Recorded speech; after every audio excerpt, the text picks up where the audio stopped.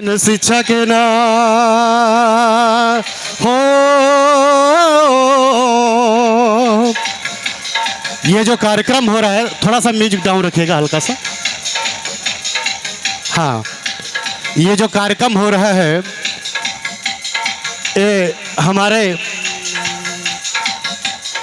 लाल बहादुर बौद्ध जी के पुण्यतिथि कह लीजिए। ये एक केवल बहाना होता है। कार्यक्रम तो है आप सभी को, पूरे बहुजन साथियों को जागृत करना, जो बाबा साहब और महापुरुष करते थे। और मुझे उम्मीद है कि जो इस बात को समझता है वही यहाँ पर आ पाता है, जो पाखंडवाद से दूर है वही यहाँ पे आ पाता है। उस पाखंडवाद को समझना है और समाज को आप, हमारे रणवीर सिंह सर का पूरा परिवार लगा हुआ है, अजीत बिहारी जी का पूरा परिवार लगा हुआ है, तो आप सभी मिलके इस कार्यक्रम को, इस ही कार्यक्रम के नहीं, इसके बाद भी जो कार्यक्रम होता है बहुत बृहद मात्रा में आप करिए, कराइए, समाज को जगाइए। आप भी एसी में रहिए और सामने वाले को भी एसी में रखिए। तो कहना क्या है, बिन शिक्षा के ना हो, बिन शिक्षा के ना हो, बिन शिक्षा के ना, बिन शिक्षा के ना मान पाएगा, बिन शिक्षा के ना मान पाएगा हो,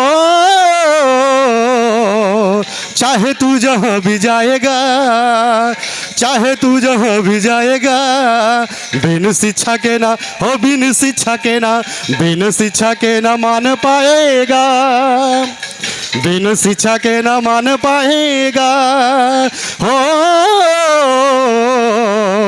चाहे तू जहाँ भी जाएगा, चाहे तू जहाँ भी जाएगा, गा गा गा।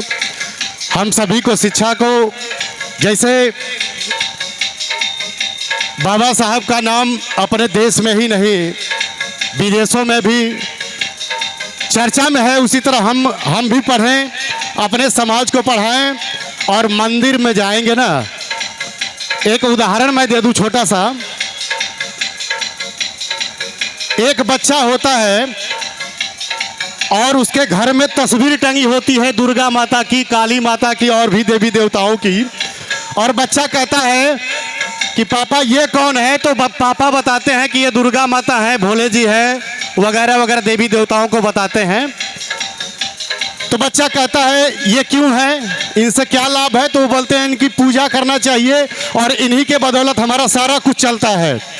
तो बच्चा कहता है आज से मैं ठान लेता हूं कि रात दिन इनकी पूजा करूंगा। और वो खाते पीते सोते बैठते पूजा में लग जाता है। लेकिन एक समय आता है, वही पिता, भैया थोड़ा सा म्यूजिक जब बोल रहे हैं थोड़ा सा डाउन रखिए। जब बच्चा पूजा करने लग जाता है कंटिन्यू, तो वही पिता कहता है बेटा ज्यादा पूजा करोगे तो तुम्हें कुछ नहीं मिलेगा। और फिर उसी घर में बाबा साहब की भी तस्वीर एक जगह टंगी होती है। तो बच्चा पूछता है कि पापा ये कौन है, तो पिता बताते हैं कि ये बाबा साहब भीमराव अंबेडकर हैं। उन्हीं के बगल में एक तस्वीर और टंगी होती है अब्दुल कलाम साहब की। वो बच्चा पूछता है कि ये कौन है, तो उन्होंने बताया कि ये हमारे देश के बहुत ही बड़े, हमारे भारत के कहिए तो सबके नसीब हैं। जब सारा वृतांत बच्चे को बताते हैं तो बच्चा क्या कहता है कि आज से मैं बाबा साहब की तरह और अब्दुल गुलाम साहब की तरह मैं बनूंगा। और जरा सोचिए, उस दिन से बच्चा पढ़ने लगता है और जब पढ़ेगा तो आप भी कहेंगे कि बच्चा अब कुछ न कुछ जरूर बन जाएगा। दोनों में फर्क है कि नहीं है? किसको किसको हमारी बात समझ में आई है, जरा हाथ उठाएंगे। तो बच्चों को पढ़ाना है या मंदिर मस्जिद में पूजा कराना है? बताइए, बच्चों को पढ़ाना है कि मंदिर में भेजना है? पढ़ाने वाले कितने हैं? बच्चों को पढ़ाना है। और मंदिर वाले कितने हैं? पूजा कराना है। बच्चे को पूजा कराना है, कोई नहीं। आप सभी को सैल्यूट और बार बार नमो बुद्धाय जय भीम शिव सागर करता हुआ, और आप सभी बच्चों को पढ़ाएं। और एक काम और करना है, जो पड़ोसी है ना, उसके भी बच्चे को आप भले न पढ़ाएं लेकिन पढ़ने के लिए टिप्स जरूर दें, क्योंकि बच्चा पढ़ेगा तभी हमारा कारवां बढ़ेगा और महापुरुषों का कारवां बढ़ेगा। बिन शिक्षा के नाम, बिन शिक्षा के ना मान पाएगा हो, चाहे तू जहां भी जाएगा। अगली कड़ी सुनिए। बिन शिक्षा के ना ज्ञान तुम्हें होगा, बिन शिक्षा के ना मान तेरा होगा।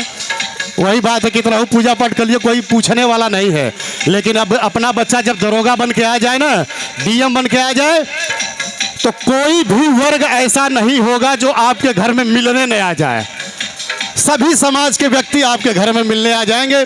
इसीलिए कहना है बिन शिक्षा के ना मान तेरा होगा, बिन शिक्षा के ना ज्ञान तुझे होगा, बिन शिक्षा के ना कुछ समझेगा, बिन शिक्षा के ना राज करेगा, बिन शिक्षा के ना, बिन शिक्षा के ना, बिन शिक्षा के ना नाम पाएगा, बिन शिक्षा के ना नाम पाएगा हो,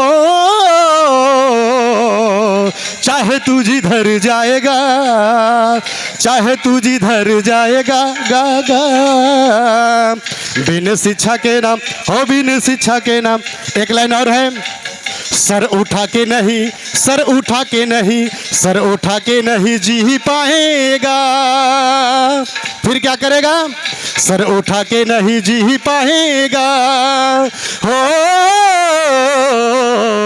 गुलामी में ही मर जाएगा, गुलामी में ही मर जाएगा गा गा गा।